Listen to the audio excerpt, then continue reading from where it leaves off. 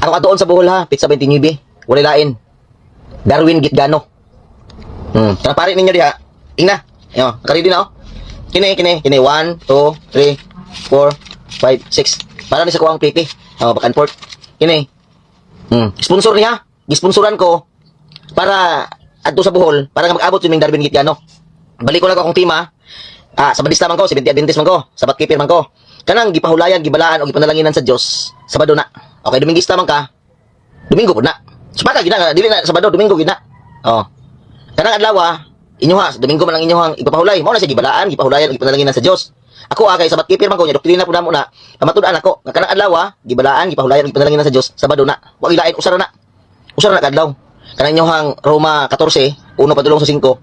Nga dunay tawo nga naghuna-huna, dunay tawo nga naghuna-huna nga tanang nay usa ra gid kadlaw nga balaan. Unya, duna poy tawo nga naghuna-huna nga tanang adlaw balaan. Wala sila punggi kundi gitubutan sila sa paghuna-huna na. Wa man problema. Pero kanang duha ka tawo nga naghuna-huna, ang usa ka tawo naay basihan sa Biblia. Ang usa ka tawo nga naghuna-huna nga tanang adlaw asa may sa Biblia. Wala na naan ninyo, wala na sa Biblia. Kanang giingon diha nga tanan, nakuno, kay ko og teksto nakuno nga tanang adlaw gibalaan sa Dios. Oh. Kuha usa ra man kadlaw pinasahi diha. Kanang tawo diha nga naghuna-huna nga usa ka adlaw pinasahi. Balaan, espesyal niya para niya na sige basihan, di ba? Pero kanang usa ka tawo naghuna-huna nga tanang adlaw wala gibasihan, tanang adlaw balaan, wa sige basihan. But pasabot, asa man mo dapig, asa man mo kining mo pabor. Dito sa tawo nga wala gibasihan o dili sa tawo nga nagibasihan nga usa ka usa ka adlaw ang espesyal o balaan. No, muna na ninyo. Muna ako ang pima. Si Darwin Gitgano, ipa-PM ninyo sa kuha. Oh. Nga iyang gidawat niya nakaredy na niya ako ang kining pamasahe. Sponsor niya dila ko modala sa ngalan kisay nag-sponsor ani. Basta kay gipanalanginan sa Ginoo yang sponsor sa kuha, oh. Withdraw na ako gihapon. Sa kuan, padala man sa Gcash niya akong cash out. Oh. Kay aron nga hapit naman gud niya nagkadaghan ang kuan ba? Nagkadaghan ang nga sponsor sa kuha. Pero og dili man dayon, wala problema kay dili na ako nigastuhon. Dili na ako nigastuhon nga ako iwardas-wardas kay inyo man sponsor. Ako nang i-sponsor kay kawang bata duha manag college. Maka anywhere na ko. Ganahan mo nga muhagat sa kuha og tima. Basta kay ako sultian ta mo. Mudawat ko og debate kanang doktrina. Oh, ayan, pamatud-an ako nga ang RCC yawa. Wala na sa mga doktrina nga nagpamatud ang RCC yawa. Wala na, di ko pamatud na. Pamatud-an ako nga si Maria wala ka sa kaglangit. Ay wala na sa mga doktrina. Nga ex na para nako. Oh, ako yung pamatuod kanang nasa mga doktrina. Kana pong pinaka gitun-an jud ako ka doktrina. Sama adlaw ipahulay. Oh, gitun-an jud ako na. Sama ang hugaw nga mga mananap sa Old Testament nagpadayon mga dili sa Dios sa iya katawhan. Gitun-an ako na. Oh. Pero bahay na ning mga tagnaon sa diha, wala ko katunan na. Lahi na po ipaburi lahi na po ang nagdala na nga mga 70 Adventist. Oh, klaruhan ta mo ha. Ang ako adlaw ipahulay og diri sa pagkaon. Kaya na ako nang ipabarog. Nya mao punay pinaka-special na ako nga tema nga ako ang gitun-an. Busa kinsa tong kuan og makasibat ako. Nay gi-sponsor sa kuha. Oh. Okay, kwarta. Okay, yung kwarta, papel naman ko. Gisponsoran niya sa kuha kay aron nga makita nila nga mubalik na ko og public debate, no? Nya, PM lang ha, Darwin Gitgano. Ayaw ko ihatag-hatag og kinsa nga mayon nga si Eugene Gapo may mo kontak sa kuha ko. Nga naman, si Eugene Gapo, dili na kuno debatable ako ang tima. Ni mag-SDI ka? Sayo naman ko na. Mag-SDI ka dili debatable. Doktrina na mo na. Anong mayon mga dili debatable? Pamatud-an pud nako nga ang baboy gidili sa Dios. Ang baboy dili ipakaon sa Dios kay mahugaw. Sumala sa Biblia. Oh, kisay musukol ana. Ana. Ayun na ninyo usap-usap kay usap-usap pa. Sa ato pa kamo gihimo sa tima. Kay usap-usap man ninyo. Ang akong tima mo ay masunod kay ako magbarog. Kung kamo po magbarog sa inyong tima, bahala kung saon na ninyo, basta inyong doktrina. Oh. Ana. 1 2 3 4 5 6 7 8 9 10. Okay? Dismil. Muna akong ihatag ang pool alima kini ha. 10,000. 1 2 3 4 5 6 7 8 9 10. Another 10,000. Oh. 1 2 3 4 5 6 7 7,500. Oh. Kana. Kasi makaingon mo ulay kwartas pipir ha. Oh. Nga kuan kayo. Na ako nabasa nga comment ba. Ingon siya nga hambog ra kuno kayo ko. Nya yung ingon pa daw kuno ko nga 10,000 akong ihatag kang pool alima. Nya halos gani daw kuno ko dili kapalit og bugas. Pakitaon ta mo. Dili ni panghambog ako Nag-ingon ako nga dili ni joke. Basta makahatag og kapitulo bersikulo diha sa Biblia, nya dili tamper da Kana yung King James Version, bugna, pinadayag, o diha ato basahon. Oh. Nya, unang Santo Papa si Pedro sa Roman Catholic Church. Muhatag og 10K. Oh, pakitunda mo kwarta dara. Tanawa ha, tanawa. 1, 2, 3, 4, 5, 6, 7, 8, 9, 10. Okay? Gismil, muna akong ihatag ang pool alima ha, kini ha? 10,000. 1, 2, 3, 4, 5, 6, 7, 8, 9, 10. Another 10,000. Another 10,000. Oh. 1, 2, 3, 4, 5, 6, 7. 7,500. Oh. Kana. Kasi makaingon mo ulay kwartas Peter ha. Oh. Nga kuan kayo. Guys, sa umaabot nga debate nila Paul Alima ug Dan Maasin. Dan Maasin, advance congratulations. Doon ako'y hagit, no? Doon ako'y hagit ako ang gipost sa social media. I hope nga mabasa to ni Paul Alima. Magpadala ko, Brother Paul, ihatag ang imong GCash number. Magpadala ko nimo og 10,000 pesos. Pahalipay. Ha, dili ni sugal ha, pahalipay. Kung imuhang mabasa sa Biblia nga si Pedro ang unang Santo Papa sa Roman Catholic Church. Kana nga pagkasulti. Santo Papa si Pedro sa unang Santo Papa si Pedro sa Roman Catholic Church. Kana siya, usa na siya ka-challenge aron nga ang mga tao makita nila ang kamaturan, no? Makita nila kung nagsulti ka ba sa tinuod. Dunay palaman, dunay usa ka ganti gikan sa imuhang followers, gikan sa imuhang kaila, no? Bisan dili kay ta suod ni kaila, pero mohatag ko. Usa ni siya kapahalipay, dili ni siya pustaanay, kundi usa ni siya ka-challenge aron nga mga RCC makita nila nga ang gipangsulti ni Paul Alima sa debate usa ka dakong bakak. Kung maghatag siya, tanan nga mga CFD o Catholic Pit Defender o mga RCC, no? Muhatag og dako kayong pagkongrat sa iya ha. Unya moobligar sa kuha. Dili na ko obligahon. Muhatag ko mismo. Muhatag ko dili ingon nga joke, dili ingon nga nagpasikat ko sa social media kundi tinuod ang akong isulti. 10,000 pesos ako ang himuon nga usa ka regalo bilang pagpahalipay kung si Paul Alima makahatag og bersikulo, kapitulo sa Biblia. Kapitulo bersikulo ha sa Biblia. Nalagingon nga si Pedro ang unang Santo Papa sa Roman Catholic Church. Kung tampered gani mong ihatag, kanang tampered nimo ako nang idukdok sa imong ulo. Mo na klaro nga pag-istorya. Kanang Biblia nga ato ang ginagamit King James o nasa Latina Vulgata o unsa man galing nga kining Biblia, bugna, pwede. Pero og dili na gani sa mga tampered, kanang tampered nimo mao na sa hinungdan nga mga impierno ni imong sakop. Mutuo diha sa imong butbut. Ha? Mo na prangkahan ta ka, mga impierno ang mga RCC nga mutuo sa imong butbut, ha? Muna nga paningkamot nga makahatag ka kini ako dili ni joke, muhatag ko og 10K basta kay mapakita nimo nga mabasa nimo. Mabasa nimo kini nga Bible oh.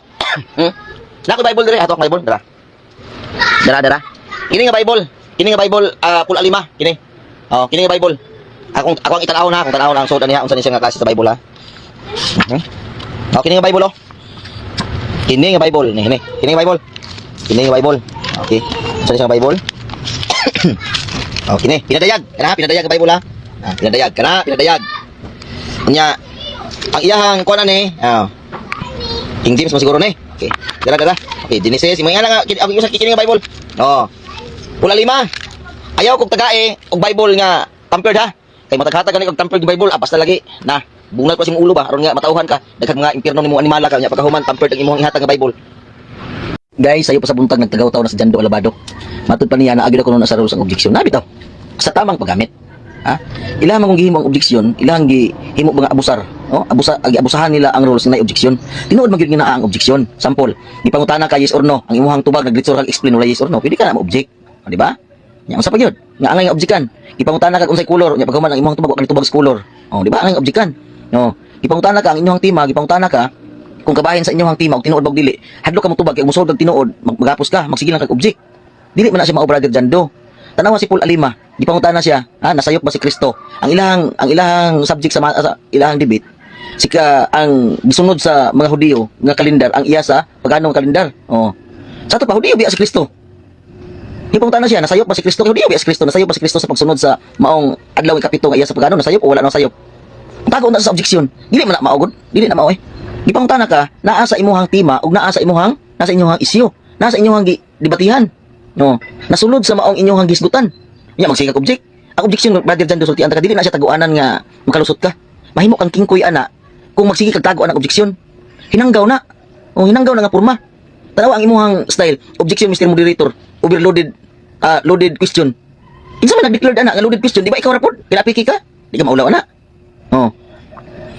Objection Mr. Moderator kay akong i-appeal si Dilima. Ano i-appeal man nimo si Dilima nga senador man na si Dilima, wa milabot ang inyong debate. Hinanggaw mo kung imong hagod. Oh. Ayaw og ang imong ang rules nga objection, nga nay object, diya sa hinanggaw nga pamaagi. Magsige kag object. Mingon ra ba dayon mga gitudloan magud sa trim idja gud nga wala objection. Oy. Naani, gitudloan mi nga pananitan karon dili mo tubag sa pangutana, ang mag-object. Oh, sample. Sample ha. Sama sa gihimo ni Alima. Nasayop ba si Kristo? Oh, nag-explain na siya. Ang moderator na lang mo ini-object. Ang moderator pud sayo pud ang moderator mo imo-object. Na na sa rules ang moderator mag-object. Ini pud si binting pod, di pud na mao. Kulat nga ang mo-object ang nangutana. Nga sa kauyon sa maong tubag. Oh. Unya kini pong katubag, pananitan karon ikaw magipangutana. Ayaw sige tago sa objection kay mutago ka kay dili ka katubag. Maulaw ka na oy. Maulaw ka. Gipangutana ka ang dapat mo object ang nangutana kay wa ka ni karong tubag. Pero ikaw ni noon ang ni object, kay dili ka kauyon sa iyang pangutana kay palasi. Asa may palasi? Kinsa man gyud tudlo gud nimo gud kinsa may decision og palasi, di ba ikaw kinapikan ka? Kana mga pamaagi nanago ka sa palasi, nanago ka sa objection kay palasi, pero ang nagdesisyon na ikaw, di ka maulaw na. Brother Jando, gamita imo ang kukuti, Brother Jando, gamita imo ang diri. Oh, asa man na gamiton ang objection? Gamiton nimo ang objection sa pagpangutana nimo nga wala ka tubag kasi imong pangutana. Mugamit ka sa objection. Ikaw may cross examine. Oh.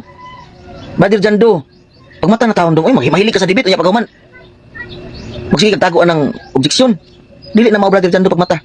Giparehara mong Alima nga dili tubagon ang sayop nga pangutana. Kinsa man nag-declare nga sayop nga pangutana? Di ba ikaw rapod? Ikontra gud mo. Pwede man gud na nga tanan nga mga pangutana ingon nimong sayop, ikontra gud mo. Pero ang pangutana ba, unsa may porma sa maong debate kung inganaon nimo? Di ba tinuplok? Oh, tabla pay limbungan, tabla pay kanang nakigamay sa utok ba? Nga tanan nga mga pangutana ingon nimong sayop kay di ka ganahan mo tubag. Yag abig uy ka balihon. Tanan nimo nga pangutana ingon sayop. Ikontra gud mo. Oh, di ang inyong gidebatihan diha sa pangutana og sayop dili. Dili na mao. Balik sa argumento, balik sa tema. Oh, muna sa Brother Jando ibutang si mong kukuti ayo pagkaulaw kay hilig ra ba ka sa debate.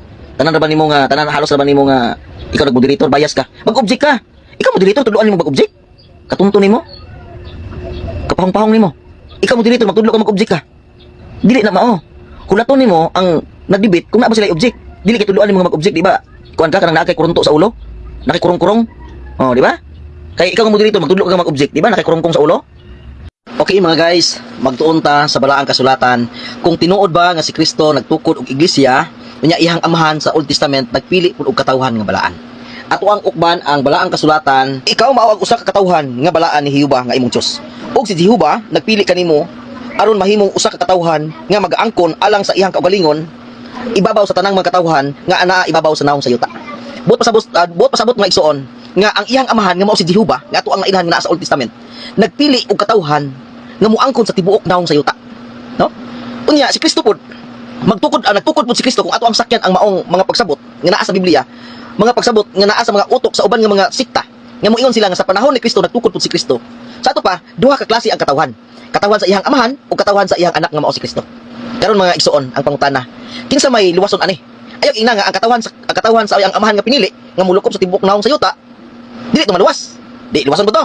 Unya kini po ang Kristo nga tinukod sumala sa mga hunahuna sa mga pundok o sikta, labi na ning mga Roman Catholic Church o RCC. Nga si Kristo nagtukod nga RCC ang gitukod niya, Roman Catholic Church ang iyang gitukod.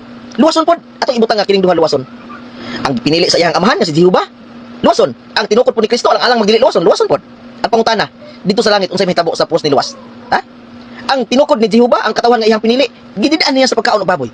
Unya sa tinukod ni Kristo, gitugutan na gikan sa lagong, ilaga, iro, ulihi, pantanga ug uban pang mga malala nga mananap. Gitugutan na sa pagkaon. Dito ka sa langit, di ka ni magdebate ning duha. No? Ato na kunong tagaan na kunong pagkwinta igsuon. Kung kining duha ka pundok, tinuod ba ning ingon nga nagtukod si Kristo mga kaigsuonan og RCC. So, pintahan ninyo maayo igsuon kung ang maong logic o maong pagkwinta sakto ba o dili. Atong pintahon. Tiaw mo na ang amahan nagpili og iyang katawan katong iyang pinili. Of course naman iyang luwason, di ba? Oh, ang kang Kristo naman og naman galing sa gitukod. Iya po luwason. Pero ang problema mga igsuon, dako kayong problema. Kung mag-abot ni dito sa langit ang puros tinukod sa iyang amahan og si Kristo, di ba ka na magdebate? Magdebate. Dili gani sa yuta gani ang kunanay naman gani og kinsa tinuod, di ba? Pero mga guys, mga igsuon hinumdumi. Mao ra gyud ni akong ipaabot diha ninyo paminawan ninyo. Ang tinukod ni Jehova, ang pinili katawan ni Jehova, mulukop na sa tibuok naong sa yuta. Og mahibaw-an nimo kung kinsa na sila. Pinaagi sa unsay gibantayan nga adlaw nga igpahulay ang iyang katawan nga pinili, og mahibaw-an pud nimo nga wala pud sila nagkaon og mga mahugaw nga mananap. Pagpangutana nimo, Anong dili magkamukha og baboy? Adventista man gud ko. Ikaw di itong katawan nga pinili, di ba? Pero og maingon nga ang tinukod ni Kristo lahi, ay dako na lang problema. Guys, sultian ta mo. Paminawan ninyo nig maayo.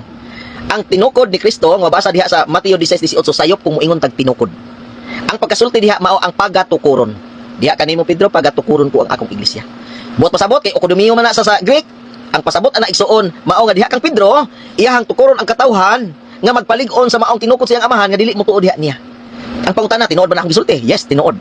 Kay ang mga Hudiyo panahon ni Kristo, mao to siya ang gikan sa Israelite nga nisaka nga nisibog nga magkaliwatan og panahon ni Kristo na abda ni Kristo.